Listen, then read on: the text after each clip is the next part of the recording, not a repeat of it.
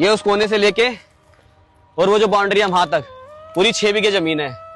और हमारे पापा और चाचा के बीच में इसी 6 बीघे जमीन के ऊपर लड़ाई थी, ठीक है ना? पता है वो तो, लेकिन अब क्या सोचा है आपने?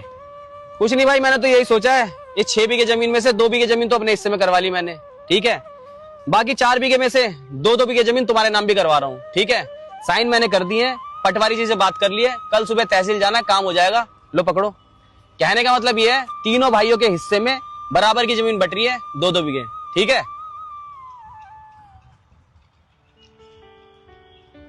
लेकिन भैया इस जमीन के तो 2 हिस्सेदार है ना, ताऊ जी और पापा जी। इस हिसाब से हम दोनों भाइयों के हिस्से में 3 बीघे जमीन आनी चाहिए। तो आप हमें 1 बीघा जमीन फालतू की दे रहे हो, जबकि आपके अकेले के हिस्से में 3 बीघे जमीन आनी चाहिए। अकेले?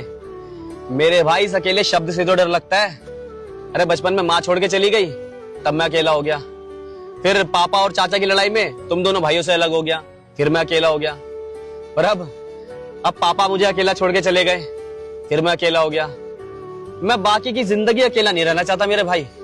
तो ये जो लड़ाई की जड़ है ना, इस जड़ को ही खत्म कर देना चाहता हूँ। 1 बीघा जमीन फालतू ले लो, लेकिन मेरे भाई मैं बस इतना चाहता हूँ, तीनों भाई आपस में मिल के रहें, बस।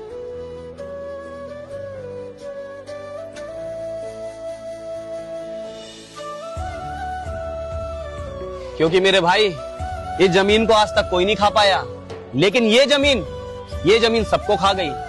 और वैसे भी जब खून के रिश्तों में दरार पड़ती है ना, तो मुलाकात सिर्फ मौत और जनाजे पे होती है। ये तो हमने पापा और चाचा की लड़ाई में देख ही लिया है ना।